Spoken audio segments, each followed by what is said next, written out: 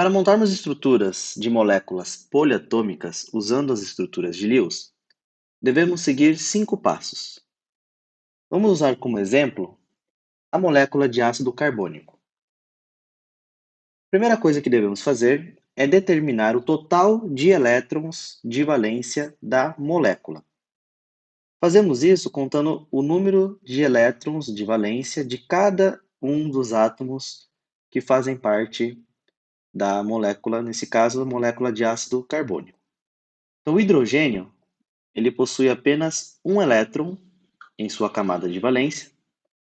O carbono é o elemento número 6, ele possui 4 elétrons em sua camada de valência. O oxigênio é o elemento número 8, ele possui 6 elétrons em sua camada de valência. Então, o total de elétrons vai ser 2 devido ao hidrogênio, 18 devido ao oxigênio. Nós temos 3 átomos de oxigênio. Cada átomo contribui com 6 elétrons, totalizando 8. E o carbono, ele participa com 4 elétrons. O total de elétrons, portanto, é 24. Isso vai fornecer para nós 12 pares de elétrons que deverão ser compartilhados entre esses átomos. O segundo passo é arranjar os átomos da molécula. Para isso, devemos seguir algumas dicas. O átomo central será aquele que tem baixa eletronegatividade e a maior quantidade de elétrons em sua camada de valência. O carbono e o hidrogênio, neste caso, são os dois elementos com as menores eletronegatividade. No entanto, o carbono possui 4 elétrons em sua camada de valência. Então, o carbono deverá ser nosso átomo central. Ao redor do carbono, nós colocamos os oxigênios, que é o elemento com a maior eletronegatividade, e ao lado de 2 oxigênios nós colocamos os 2 hidrogênios. Então, de forma geral, para os ácidos, nós vamos seguir esta sequência. O elemento que está ao meio será o átomo central. Ao seu redor, nós teremos os átomos de oxigênio e os átomos de hidrogênio estarão ligados aos átomos de oxigênio. Feito isso, vamos unir os átomos com um par de elétron. Então, cada átomo será ligado a outro átomo a partir de um único par de elétrons. Então, nós podemos notar que o hidrogênio está ligado ao oxigênio a partir de um par de elétron, o oxigênio ao carbono também a partir de um único par de elétron, o carbono ao oxigênio, o oxigênio ao hidrogênio, unidos por um par de elétrons, e este carbono ligado ao oxigênio aqui embaixo também por um único par de elétrons. O nosso quarto passo será completar o octeto de todos os átomos utilizando os outros pares de elétrons disponíveis. Já foram utilizados 1, 2, 3, 4, 5 pares, do total de 12. Então ainda nos resta 7 pares de elétrons. Uma observação importante: o hidrogênio ele não tem a necessidade de completar 8 elétrons. Ele precisa de apenas 2 elétrons. Então, os dois átomos de hidrogênio já estão com o seu dupleto completo. Então, nós precisamos colocar para o oxigênio mais 2 pares, pois ele possui 4 átomos, 4 elétrons, então ele necessita de mais 4 pares. O mesmo para este átomo de oxigênio, ele também necessita de mais 2 pares, porque ele precisa de mais 4 elétrons. Este oxigênio de baixo, ele ainda necessita de 6 elétrons, de 3 pares, uma vez que ele só está compartilhando um par com o carbono. E o carbono, está com 6 elétrons compartilhados, portanto, ele precisa de mais 2 elétrons. Então, colocando esses pares de elétrons restante, nós completamos o octeto para todos os átomos. Por fim, nós representamos as ligações químicas, que são os pares compartilhados entre dois átomos por ligações representadas por tracinhos, né? Então, cada um desses pares que está sendo compartilhado pelos átomos, né? Estou circulando de verde. Todos esses pares que eu estou circulando de verde estão sendo compartilhados entre os átomos. E eles são representados, então, por tracinho. Destacando aqui embaixo a dupla ligação entre o átomo de carbono e o átomo de oxigênio. As ligações covalentes possuem comprimentos diferentes. Esse comprimento ele vai depender de dois fatores: o raio atômico, que por sua vez também vai depender da força com que essas ligações são estabelecidas. Então, nós podemos concluir que as ligações triplas são menores, elas têm comprimentos mais curtos do que as ligações duplas, que por sua vez têm comprimentos também mais curtos do que as ligações simples. As ligações simples são as ligações onde temos maior distanciamento entre os dois núcleos atômicos. Isso ocorre justamente devido à quantidade de elétrons que está participando da ligação. Quanto mais elétrons nós temos, maior será a energia necessária para separar esses dois átomos. Ligações que são muito longas, na verdade, elas são fracas. Ligações que são muito curtas, elas são mais fortes. Então é necessário mais energia para separar ligações triplas, né? Ligações duplas e, por fim, as ligações que são simples. Nessa tabela, nós temos os valores do comprimento médio das ligações estabelecidas entre alguns átomos. Então, nós podemos destacar aqui que uma ligação simples entre dois átomos de carbono tem um comprimento de 154 picômetros, enquanto que uma ligação dupla tem um comprimento de 134 picômetros. Uma ligação tripla tem um comprimento de 120 picômetros. Existe um tipo de ligação estabelecido entre dois átomos de carbono que tem o comprimento entre a dupla ligação e a ligação simples. Comprimento de 139 picômetros. Ela é maior do que uma ligação dupla, mas ela é menor do que uma ligação simples. Esse tipo de ligação ocorre, por exemplo, no benzeno. Nós chamamos esse tipo de ligação de ressonância. Essas ligações, elas são representadas por duplas ligações que se alternam entre si. Então, elas alternam as posições como se elas se movimentassem ao longo da cadeia carbônica no benzeno. Nós chamamos esse tipo de ligação de híbridos. É uma ligação híbrida, uma ligação de ressonância. Por isso que em muitas situações o benzeno ele é representado por esse círculo. Esse círculo ele tem a finalidade de dar essa representação de mobilidade das ligações duplas dos carbonos no benzeno. Essas ligações elas não são exatamente ligações duplas porque elas são maiores do que as ligações duplas, mas também são menores do que uma ligação simples. Então ela é uma ligação de comprimento intermediário. Nós chamamos essas ligações de ressonância. Nós podemos notar aqui na figura à esquerda que quanto maior o raio atômico, maior será o comprimento da ligação. Então, uma ligação entre dois átomos de flúor tem um comprimento de 142 picômetros, uma ligação entre dois átomos de cloro 199, o bromo, que é maior do que os dois primeiros átomos da família.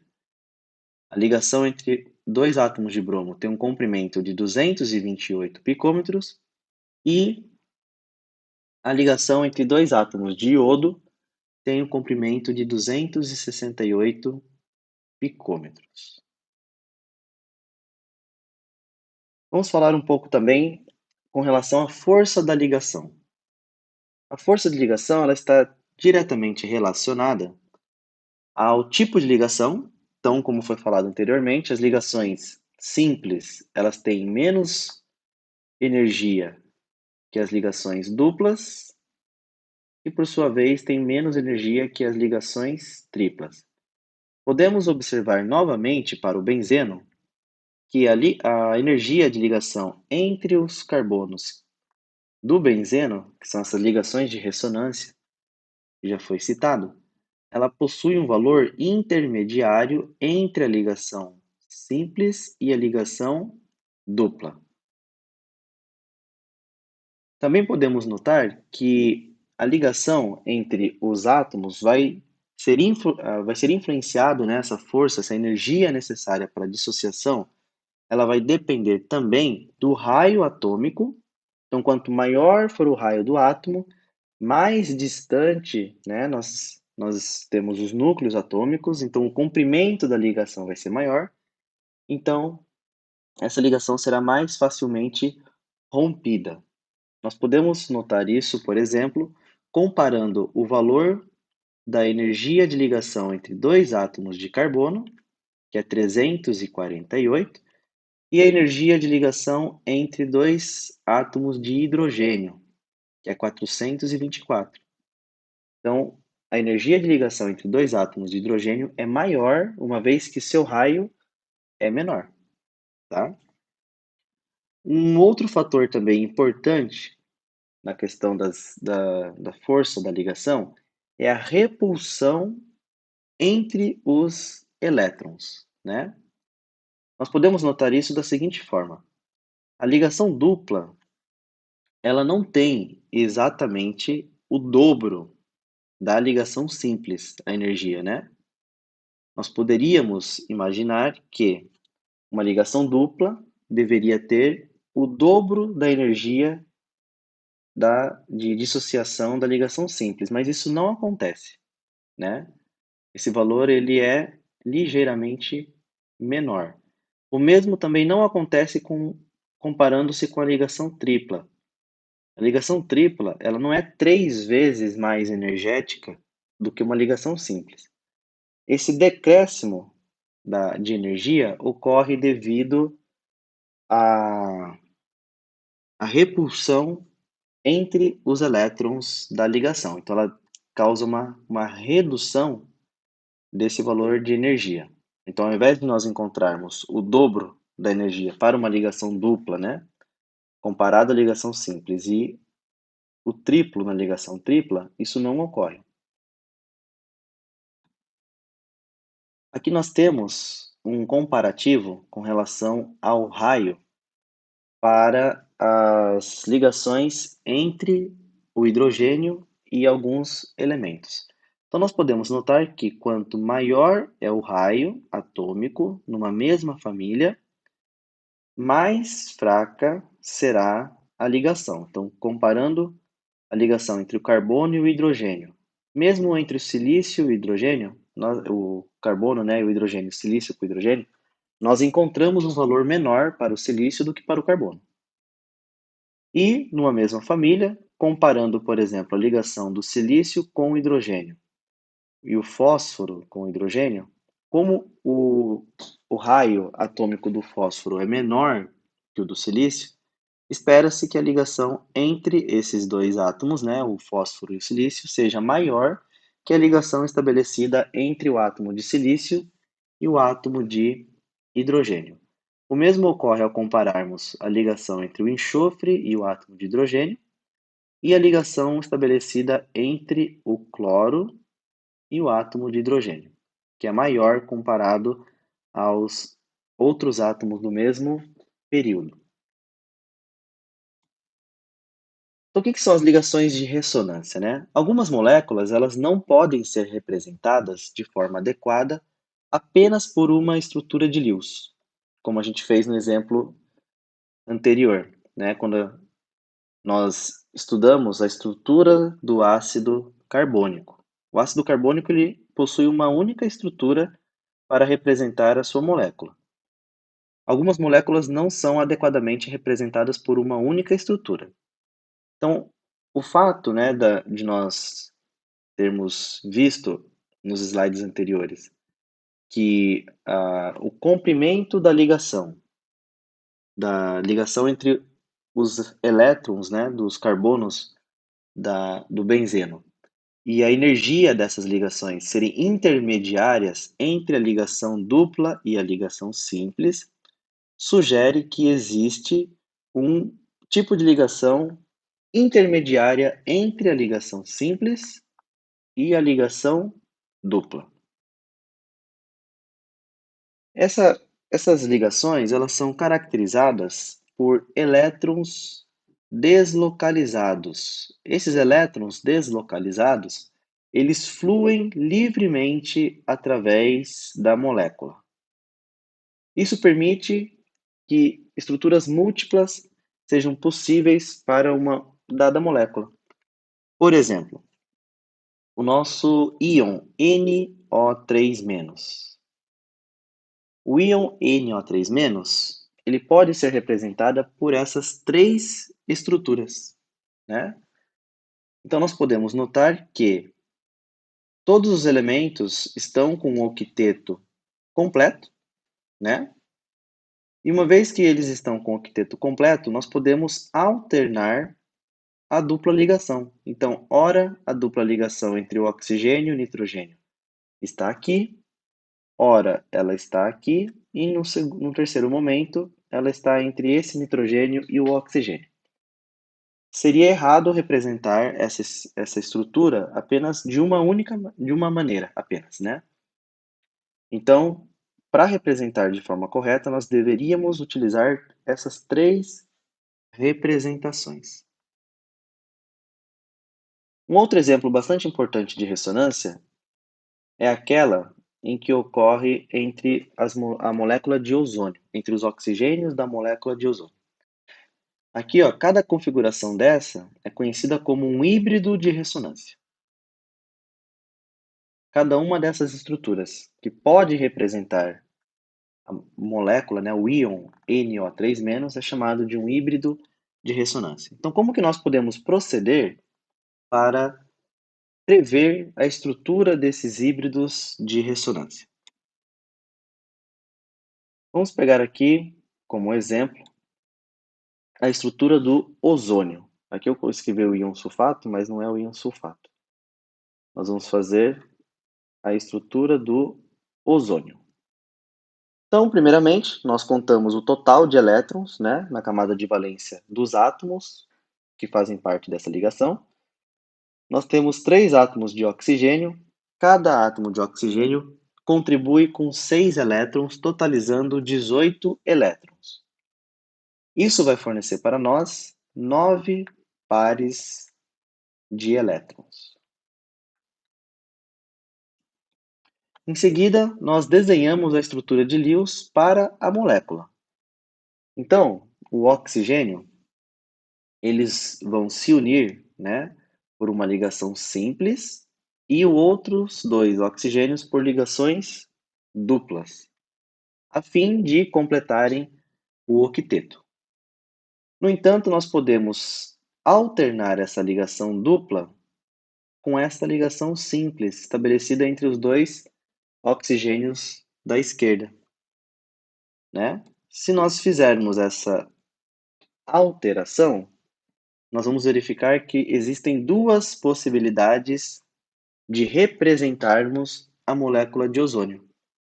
Podemos representar a ligação dupla entre o átomo central e o oxigênio da direita, ou entre o átomo central e o oxigênio da esquerda.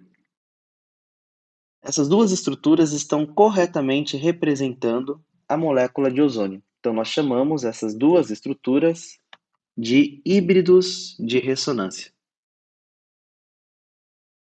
Para representar corretamente a molécula de ozônio, é necessário mostrar esses dois híbridos de ressonância.